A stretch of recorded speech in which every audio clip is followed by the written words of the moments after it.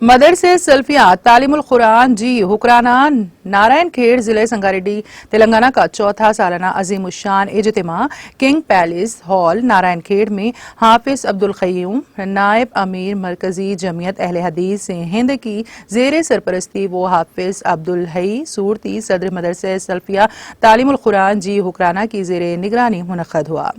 اس موقع پر ہندوستان کے معروف عالم دین اور بے باک دائی فضیلت الشیخ سید معراج ربانی مدنی نے مہمان خصوصی شرکت کی۔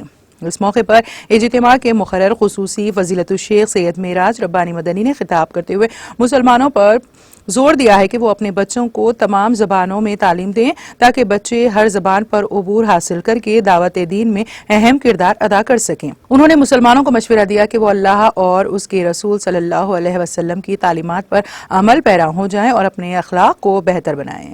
شینشین پر فضیلت الشیخ شفیق عالم خان جامعی امیر شہری جمعیت اہل حدیث حیدرآباد و سکندرآباد، فضیلت الشیخ ڈاکٹر سید آصف عمری ناظم شہری جمعیت اہل حدیث حیدرآباد و سکندرآباد، فضیلت الشیخ حافظ کلیم اختر عمری مہمانان اعزازی کے علاوہ مدرسہ سلفیہ کے ذمہ داران میر امجد علی، ایم اے معید خان، نواب خان، عبدالغنی، محمد آصف، ذکی الدین توصیف اور مستقر نارائن کھیڑ کے جمعیت و جماعت کے ذمہ داران کے علاوہ مدرسہ و خرب و جوار کے ذمہ داران بھی موجود تھے۔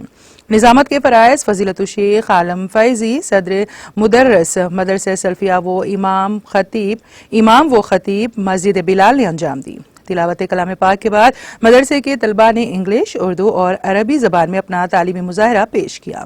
بعد ازاں فضیلت الشیخ ابو حسان مدنی استاد مرکز امام بخاری بھیونڈی نے ماہ رمضان اور ہم کے عنوان پر خطاب کیا، جس میں انہوں نے ماہ رمضان المبارک کی فضیلت پر تفصیلی روشنی ڈالی۔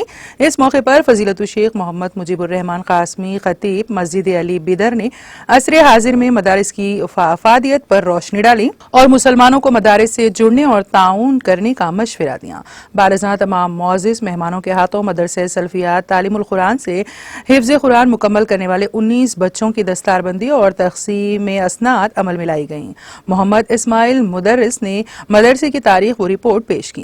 اس موقع پر شیخ عالم فائزی کی مرتب کردہ کتاب تحفہ اطفال کی اجرائی عمل میں آئیں۔ آخر میں شیخ عتیق الرحمان ناظم مدرسہ ام سلیم للبنات نظام آباد کے شکریہ پر اجتماع کا اختتام عمل میں آیا۔ اس پروگرام میں میر اشفاق علی، ڈاکٹر میر سکندر علی، محمد عبدالصبور کے علاوہ مرد و خواتین کی کثیر تعداد نے شرکت کی۔